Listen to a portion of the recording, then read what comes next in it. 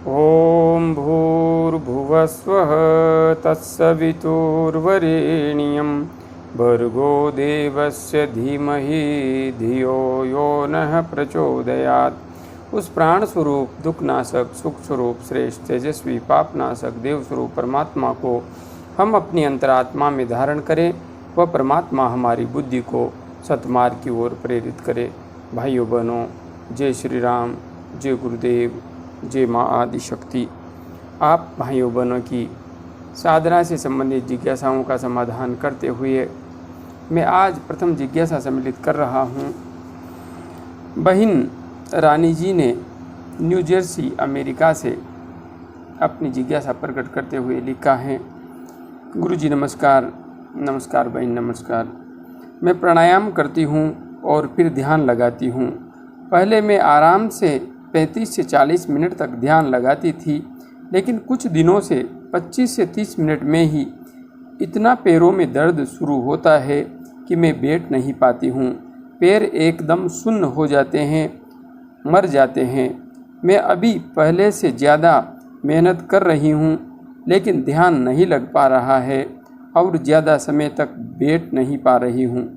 Please मदद करें।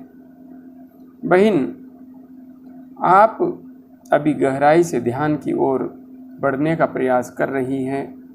इसके लिए तो आपको बहुत बहुत धन्यवाद और शुभकामनाएं।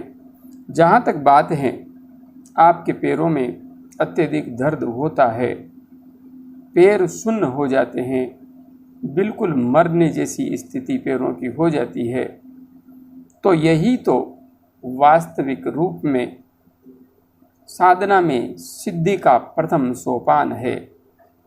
आपके पैरों में यह जो सुन्नपन आ रहा है, इससे जीतना ही आसन सिद्धि है। और जब तक कोई साधक पैरों के इस दर्द से पार नहीं चला जाता, तब तक वह गहरे ध्यान को कभी भी प्राप्त नहीं कर पाता, क्योंकि पहला जो लक्ष्य है साधना में, वह आसन सिद्धि ही है। आसन सिद्धि का अर्थ 3.5 घंटे ही बैठें ऐसा नहीं है। 1 घंटे तक तो हम कम से कम सहजता से बैठ सकें, और जो साधक 1 घंटे तक सहजता से बैठ पाता है, वह धीरे धीरे अपना समय बढ़ा पाता है सहजता से। इसलिए आपको यह जो समस्या हो रही है, इसके लिए आप मेरा वीडियो आसन सिद्धि देखिए।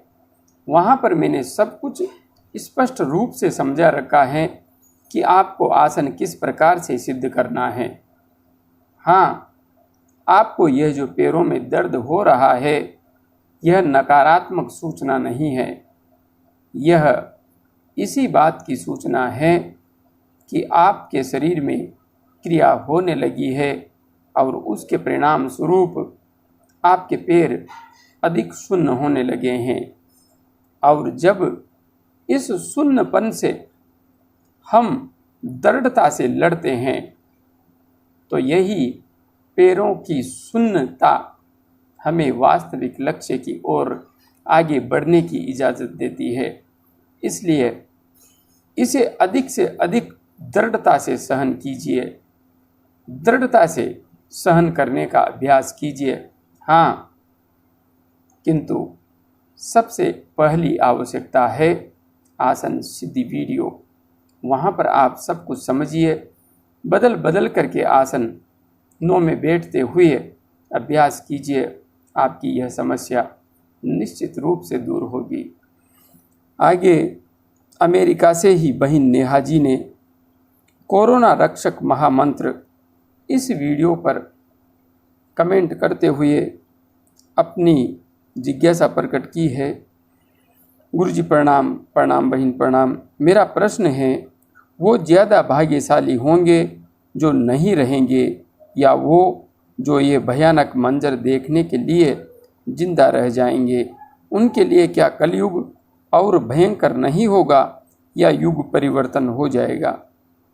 बहन नेहा जी, आपने जो प्रश्न पूछा है, निश्चित रूप से गंभीर है, किंतु हाँ, वो ज़्यादा भाग्यशाली होंगे जो नहीं रहेंगे। जो नहीं रहेंगे वो भाग्यशाली कैसे होंगे? कैसे मान सकते हैं कि वे भाग्यशाली होंगे?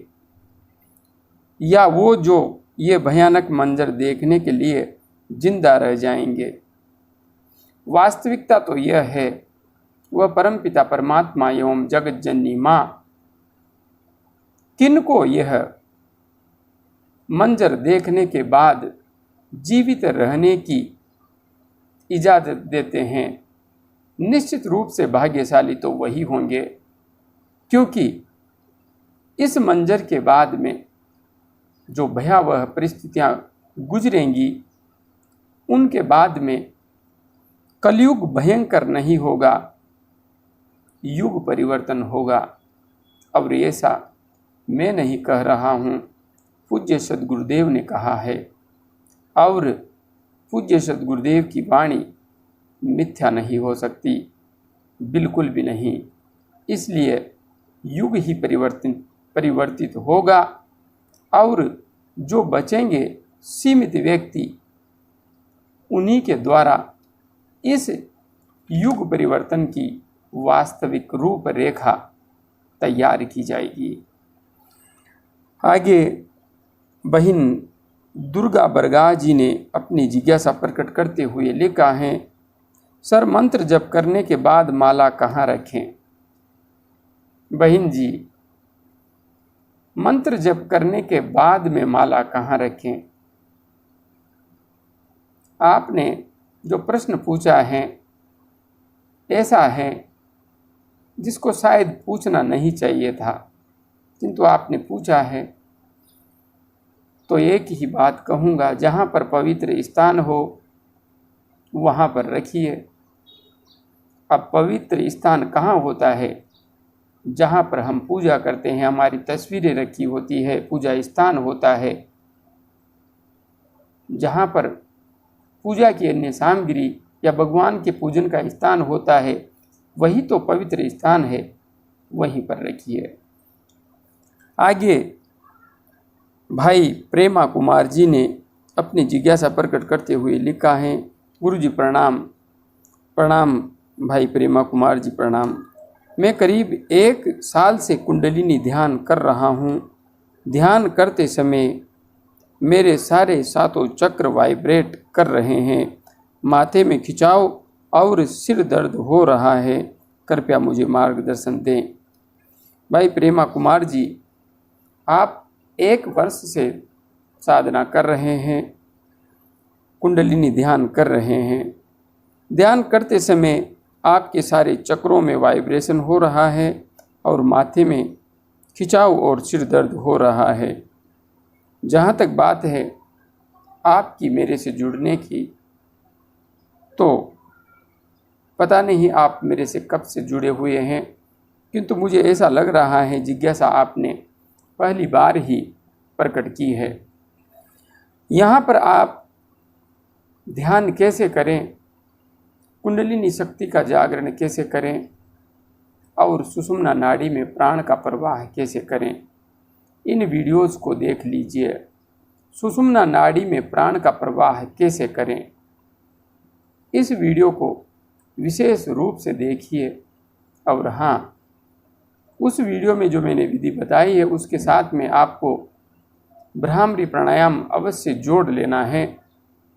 बस विधि को अच्छी तरह से समझ के अपनी साधना में सम्मिलित कीजिए, सब कुछ ठीक हो जाएगा। आगे बहन पूजा सिंह सरदार जी ने अपनी जिज्ञासा प्रकट करते हुए लिखा है, गुरुजी मेरा बेटा 16 साल का है और बेटी 13 साल की है। उनको मैं पहले प्राणायाम, उसके बाद सांसों पर 10-15 मिनट ध्यान कराती हूँ। गुरुजी क्या ये सही है? बहन पूजा जी, आप स्वयं तो ध्यान के मार्ग पर आगे बढ़ ही रही हैं, ध्यान कर ही रही हैं, अपने परिवार को भी इस मार्ग की ओर आगे बढ़ा रही हैं। बहुत अच्छी बात है। लेकिन यहाँ पर जो आपने लिखा है, पहले प्राणायाम करवाती हैं और उसके बाद में आप श्वासों पर 15 से 20 मिनट, 10 से 15 मिनट ध्यान कराती हैं। वैसे तो अच्छा है, किंतु हाँ, जब साधक श्वासों पर ध्यान करता है तो उसकी संवेदनाएं बहुत अधिक क्रियाशील हो जाती है। इसलिए साधक को श्वास पर ध्यान करते हुए हृदय में अत्यधिक दबाव का भी एहसास होने लगता है।